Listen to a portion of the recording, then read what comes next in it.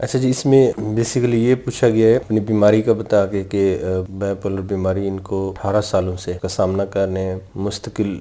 علاج بھی چلتا رہتا ہے ساتھ ساتھ، اور کبھی یہ بیماری شدت بھی اختیار کر جاتی ہے۔ پوچھنا یہ بنیادی طور پہ یہ چاہ رہے ہیں کہ کیا یہ ممکن ہے کہ یہ کبھی دوائیاں چھوڑ پائیں گے؟ دیکھیں، ذہنی نفسیاتی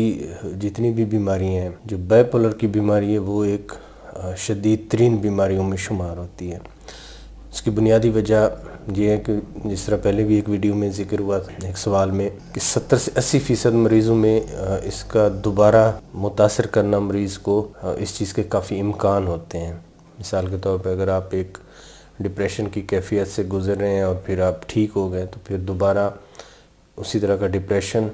یا پھر جو طبیعت میں تیزی کی کیفیت ہوتی ہے اس بیماری میں، اس کا آپ شکار ہو سکتے ہیں۔ یعنی کہ یہ 70 to 80%،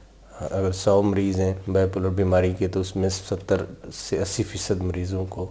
جو ہے نا اس چیز کا سامنا کرنا پڑے گا باقی زندگی کے جتنے ایک عرصہ ہوگا، ٹھیک ہے۔ تو اس حوالے سے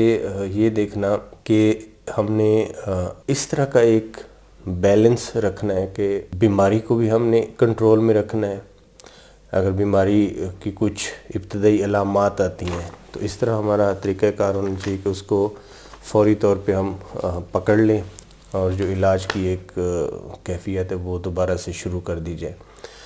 لیکن اس سے بھی اہم یہ ہے کہ ہم جو ایک فل فلیج جو ایک ریلیپس کی کیفیت بنتی ہے، ایک پوری بیماری پھر سے واپس آ جاتی ہے اور وہ 6-8 مہینے مریض کے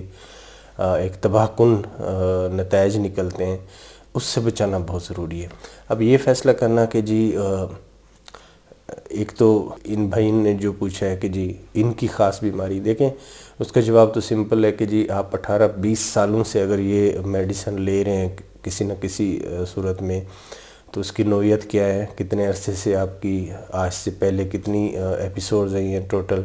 ایپیسوڈز کے دورانیہ کتنا رہا ہے، کیوں وہ ایپیسوڈز آتی رہی، یہ انفارمیشن بڑی ریلیونٹ ہے، اس کے بغیر تھوڑا کمنٹ کرنا مشکل ہو جائے گا۔ لیکن جنرلی سپیکنگ اس میں یہ ہوتا ہے کہ یہ ہم نے ایک بیلنس دیکھنا ہوتا ہے کہ مثال کے طور پہ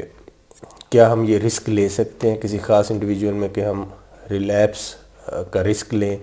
دوائیاں بند کر دیں، اس میں ریلیپس کی کیا کیفیت ہوگی، اس مریض پہ کیا بیتے گی، مریض کا سوشو اکنامک سٹیٹس کیا ہوگا، اس کی فیملی کے ساتھ کیا صورتحال بنے گی، یا پریویس جو ریلیپسز ہوتے ہیں اس میں مریض کی کیا کیفیت رہی ہے، اب یہ کنٹرول کتنی مشکل سے اٹین ہو پایا ہے، کوئی نشہ آور ادویات، کوئی فیملی ہسٹری، یہ ساری جو چیزیں ہیں نا یہ دیکھنی پڑتی ہیں۔ اگین مریض کا جو جاب کا سٹیٹس کیا ہے، کہیں کافی دفعہ یہ ہوتا ہے کہ ریلیپس کی صورت میں بہت سی جو جابز ہیں نا وہ خطرے میں پڑ جاتی ہیں۔ تو یہ وہ چیزیں ہیں کہ جو ہم نے لازمی ایک دیکھ کے پھر ہم نے فیصلہ کرنا ہے کہ ہم نے دوائی جو ہے نا وہ بند کرنی ہے یا نہیں کرنی، کتنے عرصے بعد کرنی ہے۔ لیکن اس میں بنیادی طور پہ جو سب سے اہم چیز ہے وہ یہ ہے کہ ہم نے مریض کو جو نیکسٹ ایک اٹیک کی کیفیت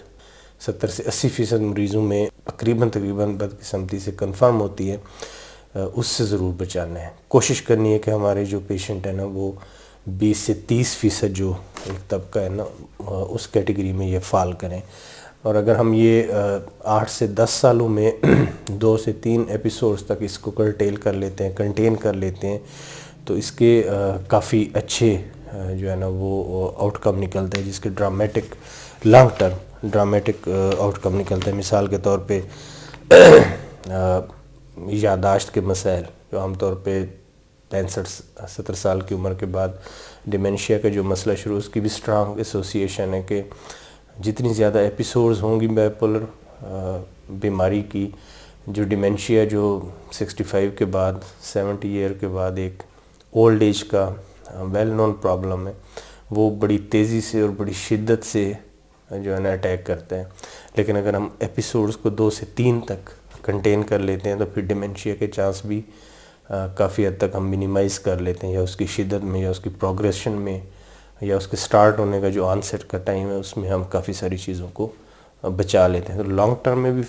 ایک ہم نے دیکھنا ہے، شارٹ ٹرم میں بھی دیکھنا ہے۔ تو اس میں بنیادی چیز کوئی اس طرح کی کلیئر کٹ کوئی گائیڈ لائن نہیں ہے کہ جی 2 سال آپ لیں گے، 3 سال لیں گے، 5 سال لیں گے۔